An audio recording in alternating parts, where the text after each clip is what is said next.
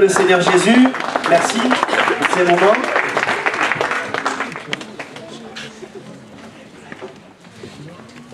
Voilà, c'est toujours une joie d'ouvrir la parole de Dieu parce que c'est un instant où le Seigneur parle à nos cœurs. La foi ne vient pas comme ça. Elle peut nous être transmise, communiquée aussi par nos parents. Mais la Bible nous dit que la foi, elle vient de ce qu'on entend de la parole de Dieu. Donc la Bible est cette semence qui produit en nous la foi. Elle nous communique, elle nous transmet un message puissant. La Bible n'est pas un livre comme les autres, mais au contraire, c'est une parole qui nous libère et qui nous transforme. J'aimerais qu'on puisse prier avant d'ouvrir la parole de Dieu ensemble. Et je vais demander au tonton de Lisa, à Gilbert, s'il te plaît, si tu veux bien prier dans ces instants. Il est là, Gilbert? Il est là. Seigneur, c'est vrai que ta parole est une source d'eau vive, celle qui donne la vie à chacun, celle qui nous donne la connaissance, celle qui nous emmène plus loin avec toi, qui nous guérit aussi. Et nous te prions cet instant, afin que ton serviteur soit comme un instrument que tu pourras utiliser pour communiquer ta pensée et qu'elle soit profitable à chacun, que nous puissions avancer avec toi encore. Seigneur, tu as des choses à nous dire, nous voulons apprendre de toi. Nous te laissons toute la place, notre Père. Amen. Si j'avais pu donner un titre à ce message, c'est comment connaître Jésus. En tout cas, comment le voir? Comment l'entendre? Est-ce qu'on peut entendre Jésus nous parler? Est-ce qu'on peut toucher Jésus encore aujourd'hui? Spirituellement, physiquement? Vous savez qu'après qu'il est ressuscité, Jésus s'est révélé à plus de 500 disciples. Il s'est révélé.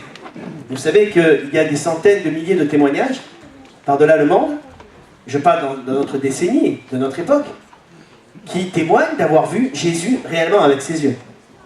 J'ai déjà vu le Seigneur. C'est possible. Ça peut vous paraître bizarre. C'est pas ce qu'on recherche en tout cas. Que je le vois ou que je ne le vois pas, je crois en lui. Amen. Vous savez, je suis allé pendant plusieurs années, une dizaine d'années au Liban, où le monde spirituel est ouvert, mais aussi où Dieu se révèle d'une manière, je dirais, particulière, parce qu'ils ont un cœur qui s'attend réellement aussi à Dieu. Et je me rappelle aussi, étant jeune, j'avais rencontré une dame là, qui a écrit un livre qui s'appelle Gulshan Esther, j'avais 17 ans. Et cette dame me raconte son témoignage et elle me dit tout simplement qu'elle était musulmane et qu'il lui restait quelques semaines à vivre. Elle était paralysée, elle était sur une chaise roulante et cette femme était condamnée à mourir et elle était très riche. Mais malgré tout l'argent qu'elle pouvait posséder et avoir, cette femme devait mourir. Elle a tout essayé, au travers de la religion, au travers de marabouts, de guérisseurs, toutes sortes de choses. Et elle lit le Coran, et dans le Coran, elle lit une parole, et elle lit que Jésus était un grand prophète, et que Jésus avait le pouvoir de guérir. Et comme elle a tout essayé, et qu'elle n'avait rien à perdre, elle dit, Seigneur Jésus, si réellement tu es vivant, alors guéris-moi, et je te servirai toute ma vie. Quelque temps après, elle voit une grande lumière dans la pièce où elle se trouvait chez elle. Je crois que c'était le salon, c'est pas bien important. Mais alors, cette lumière a commencé à briller. Elle voit une personne qui s'approche d'elle, qui pose sa main sur ses épaules et qui lui dit « Je suis Jésus qui te guérit ».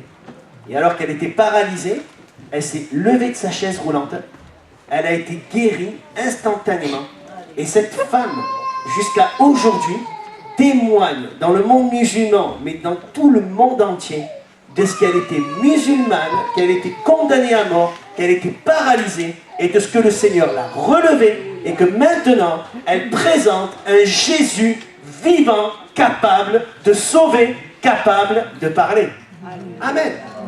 Pour les plus sceptiques, il y a tellement eu de sceptiques au travers des siècles, mes paroles, je ne sais pas si elles vont vous convaincre aujourd'hui, mais en tout cas, à une époque, certains disaient que cet homme Galilée était fou et qu'il méritait de mourir, parce qu'il disait que la terre était ronde, alors que tout le monde pensait qu'elle était plate.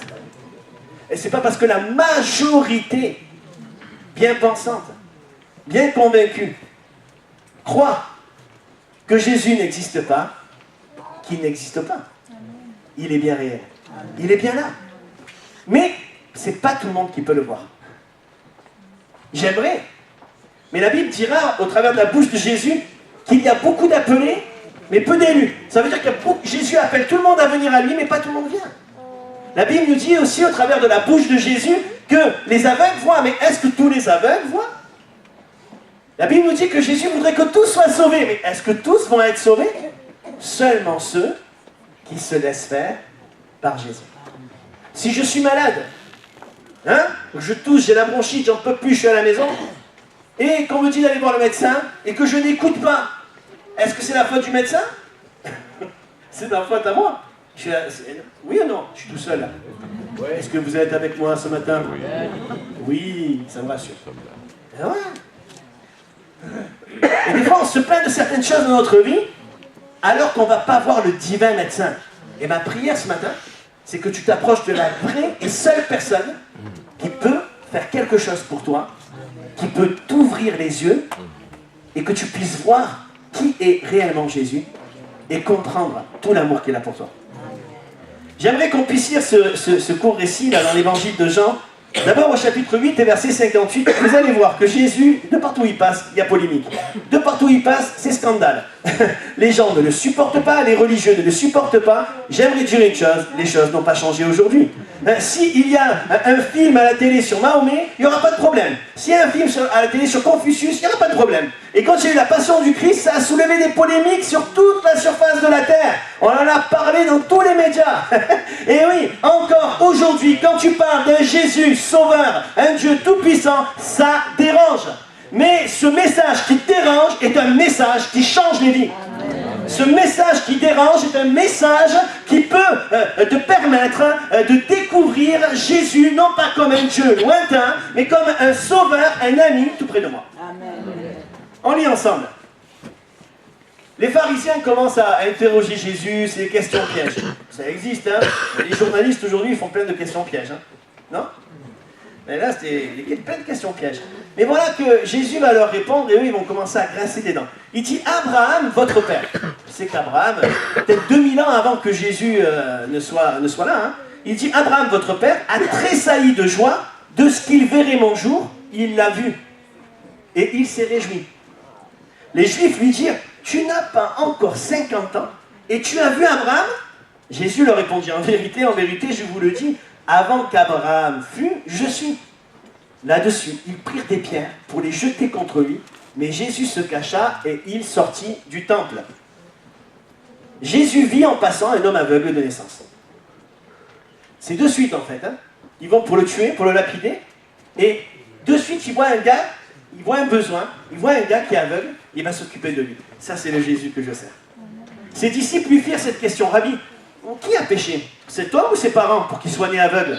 Et Jésus répondit, ce n'est pas que lui ou ses parents aient péché, mais c'est afin que les œuvres de Dieu soient manifestées en lui. Il faut que je fasse, tandis qu'il est jour, les œuvres de celui qui m'a envoyé. La nuit vient, où personne ne peut travailler, et pendant que je suis dans le monde, je suis la lumière du monde. Après avoir dit cela, il cracha à terre, il fit de la boue avec sa salive, puis appliqua cette boue sur les yeux de l'aveugle, et lui dit, va, lave-toi au réservoir de Siloé. Il y alla, se lava, et s'en retourna, voyant clair.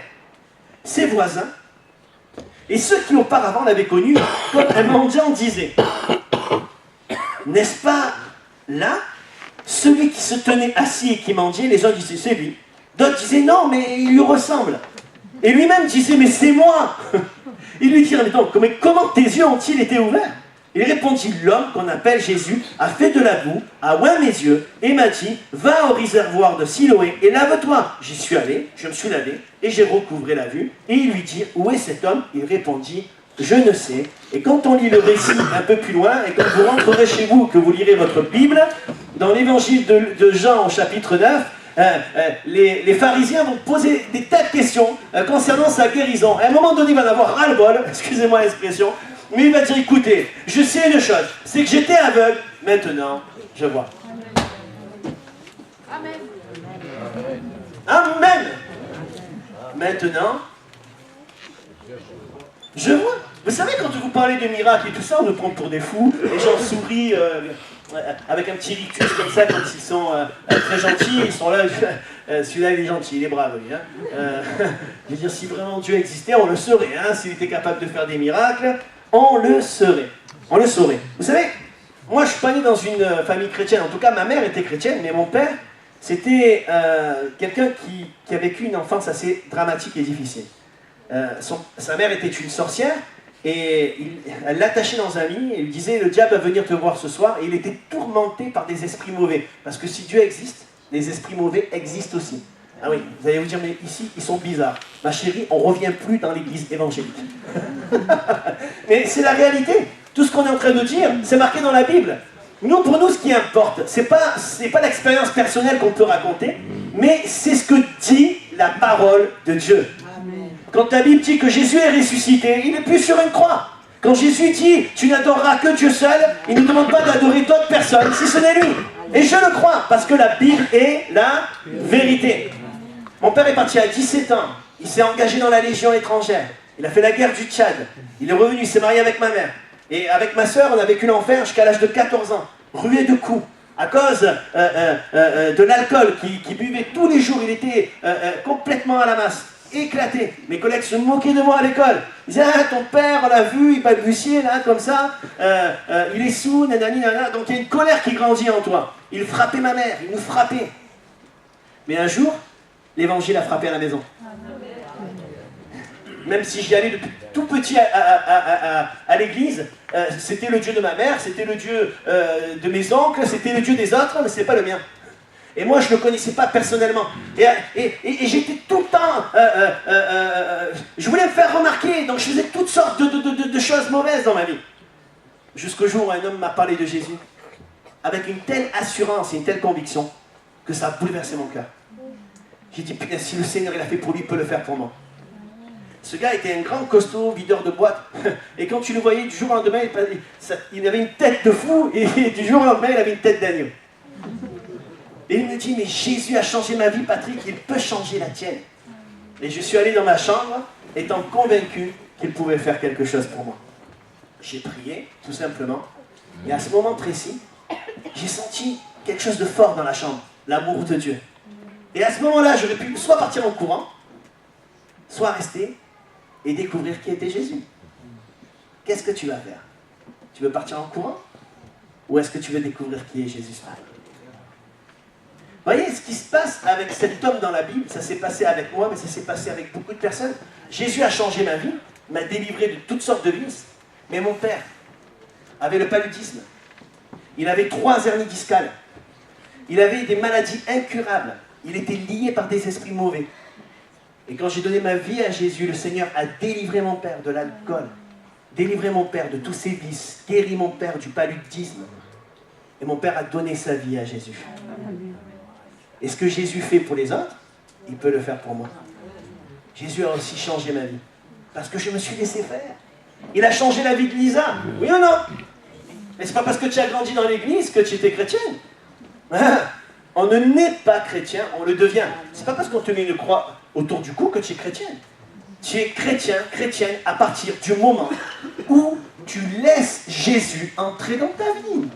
Où tu laisses Jésus, par son esprit, te convaincre que tu es perdu, que tu es pécheresse, parce qu'on est tous perdus. Mais quand Jésus, tu as un sauveur qui te pardonne. C'est assez étonnant, quand on lit ce texte, la manière dont Jésus va guérir cet homme. J'ai toujours été étonné de ça, non? Tu te dis, mais pourquoi, Seigneur, tu n'as pas imposé les mains à cet homme? Pourquoi tu n'as pas dit à cet aveugle, tu as tellement souffert toute ta vie, maintenant, vois. Est-ce que Jésus aurait pu faire ça?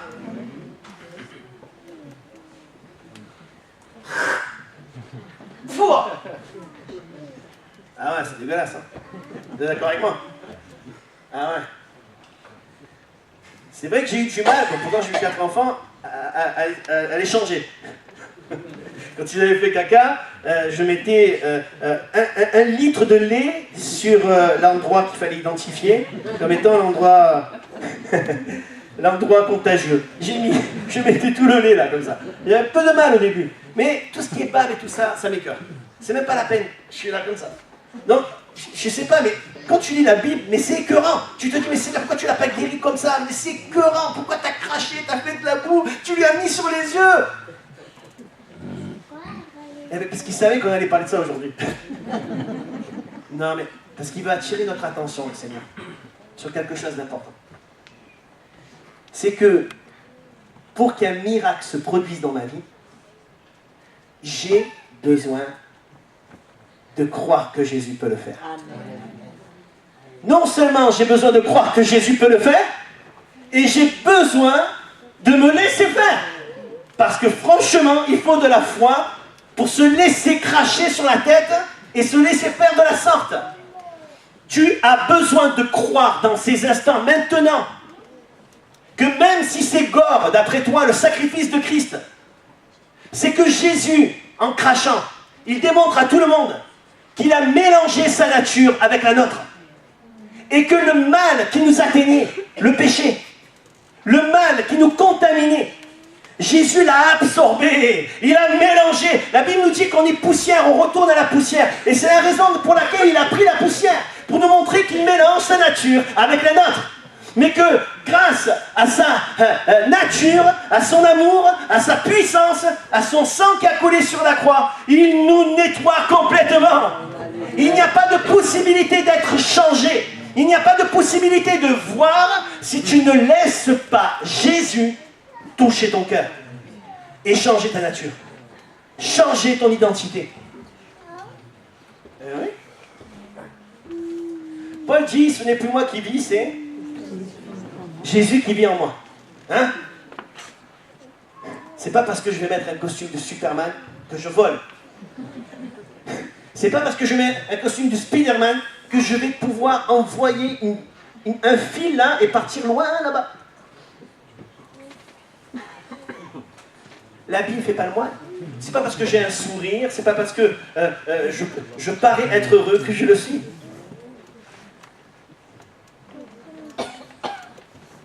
Petite larve,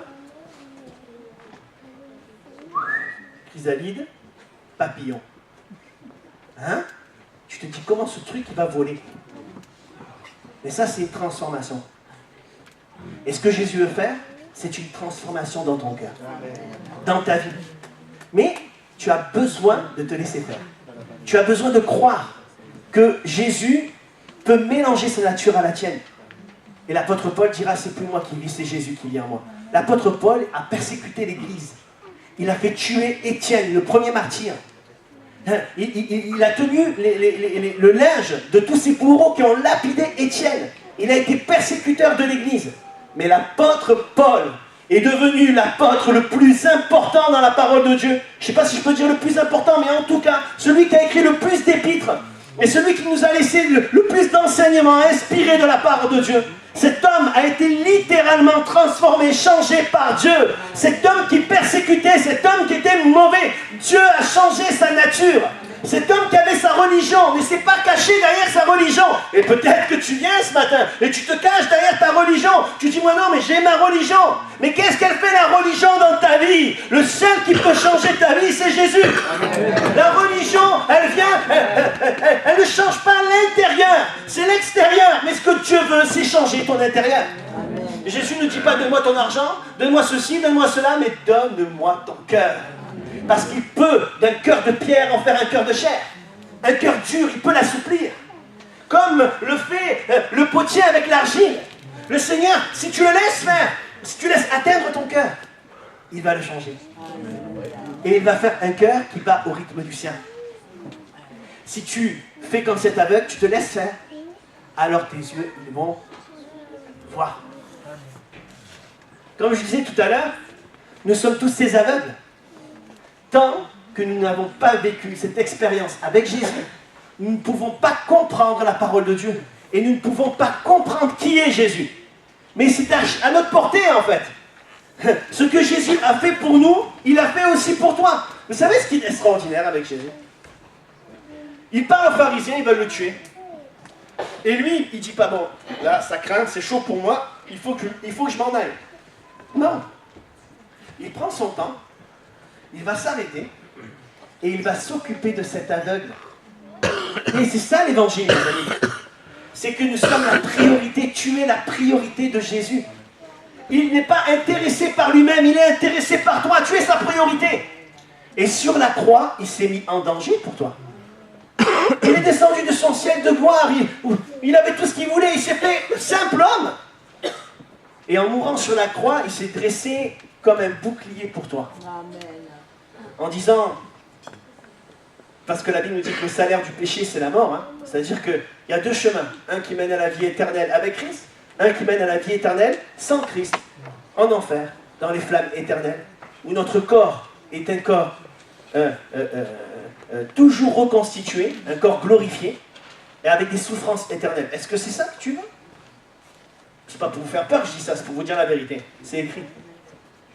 Mais par contre, aujourd'hui, tu as le choix de pouvoir choisir où tu vas passer ton éternité. Est-ce que c'est toi ou pas toi qui décide où c'est que tu vas vivre? Non? C'est ton père? C'est ta mère? Il y a quelqu'un qui t'a influencé? Non, je pense pas. Je pense qu'on est tous capables de prendre des bonnes décisions et d'aller habiter où on a envie d'habiter. Oui ou non?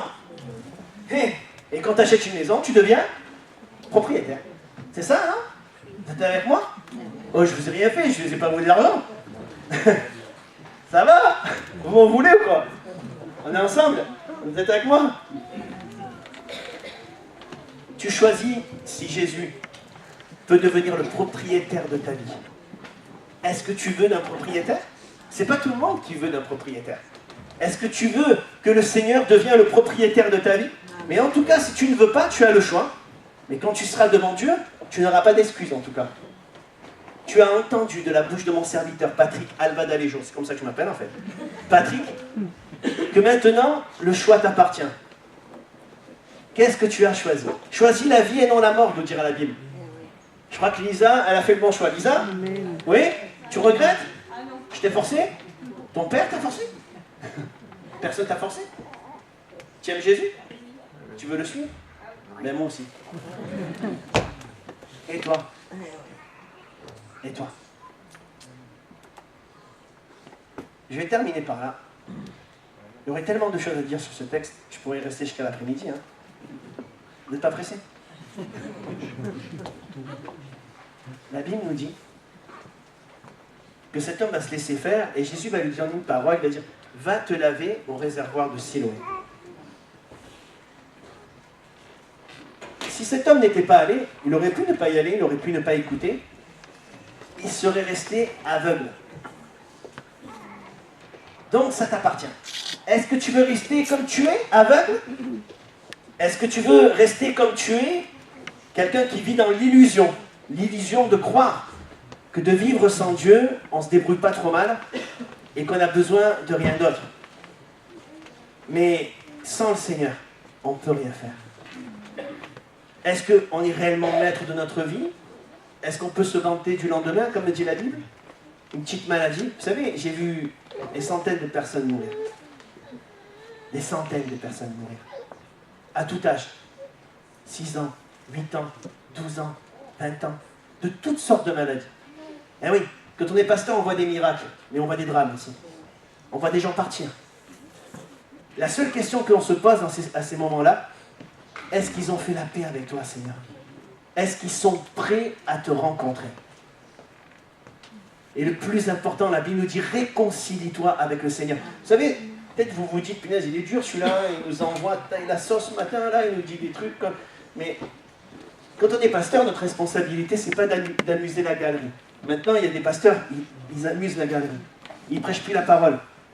Ils sont là, ils sont des professionnels en tout genre. Mais quand on est serviteur de Dieu, pasteur, on n'est pas des professionnels de la prédication. Nous sommes des messagers. Et le rôle d'un messager est de délivrer un message tel qu'il est. Et ce message, c'est que Jésus est venu pour sauver tous ceux et celles qui sont sous l'emprise du péché. Et nous sommes tous pécheurs. Et je le suis encore. Je suis un pécheur sauvé par grâce. Mais la différence qui a fait que cet homme a vu, c'est qu'il est allé se laver au réservoir de Siloé. Et ce symbole de l'engagement avec Dieu, du baptême. Et je crois que réellement, l'invitation du Seigneur, c'est de nous dire, tu es aveugle, mais aujourd'hui, tu peux voir. Tu ne me vois pas, mais je veux faire... J'ai un objectif. C'est me révéler à toi et te montrer tel que je suis. Bien souvent, on lève le poing contre Dieu, mais on ne connaît pas le Seigneur. Parce que si on le connaissait, il est le plus bienveillant de tous les hommes. Il n'est pas un homme comme les autres. Il n'est pas un homme, de toute façon, il est Dieu. Mais un Dieu tellement accessible. Vous savez, il y a bien une chose que je ne supporte pas, c'est quand les gens, ils arrivent de manière condescendante. Ils te regardent comme ça, là, ils te regardent de haut, ils te méprisent. Mais le monde peut nous mépriser, c'est pas grave. Mais Dieu ne méprise personne. Jésus aime tout le monde. Et il n'est pas hautain, il n'est pas condescendant, il est tellement proche. Il te tend la main, à toi de voir si tu la rejettes, si tu fais comme ce peuple qui a dit crucifie, crucifie, et qui a choisi un brigand plutôt que qui a choisi Jésus plutôt que de choisir un brigand. Crucifiez Jésus, mais quel mal a-t-il fait? Il a trop aimé. Il a relevé, il a guéri, il a délivré. Mais c'est ce même Jésus, et c'est ce qu'il veut faire aujourd'hui. Quel mal fait-il? Il veut te toucher. Il veut te guérir. Il veut se révéler à toi tel qu'il est réellement. Est-ce que tu vas prendre le risque de vivre ta vie comme s'il n'existait pas? Vous savez, l'obéissance, c'est un mot qui est plus trop à la mode. Hein. Mais par contre, c'est un mot qui va te conduire à la vérité, qui va te transformer. Ma prière, c'est dans ces instants, c'est que tu puisses croire et obéir à Dieu. Et dire, Seigneur, je veux faire cette prière. Je ne sais pas si tu es vivant, je ne sais pas si tu peux faire quelque chose pour moi, mais en tout cas, révèle-toi dans ma vie. J'aimerais qu'on puisse se lever avant de se quitter, peut-être prendre un dernier chant.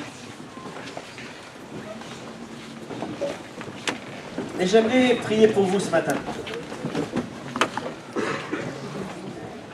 Vous savez, Lisa, ça fait combien de temps? Ça fait peut-être 2 mois qu'on se voit, 2-3 mois dans l'instruction au baptême. On s'est vu plusieurs fois. La première fois qu'on s'est vu, tu as reçu le baptême du Saint-Esprit. Ensuite, tu n'as pas arrêté de prier pour tout le monde. Il y a quelque chose qui a changé quand même. Ça change, hein? Eh oui.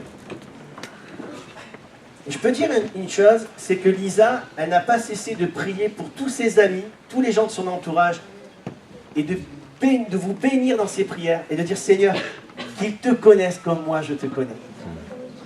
C'est ma prière aussi pour ma famille, pour vous aussi, parce qu'il n'y a rien de mieux que de connaître Jésus. J'aimerais qu'on ferme nos yeux, et pendant que nos yeux sont fermés, j'aimerais prier. Et peut-être ce matin, au milieu de nous, tu te sens concerné, tu dis, mais cet aveugle,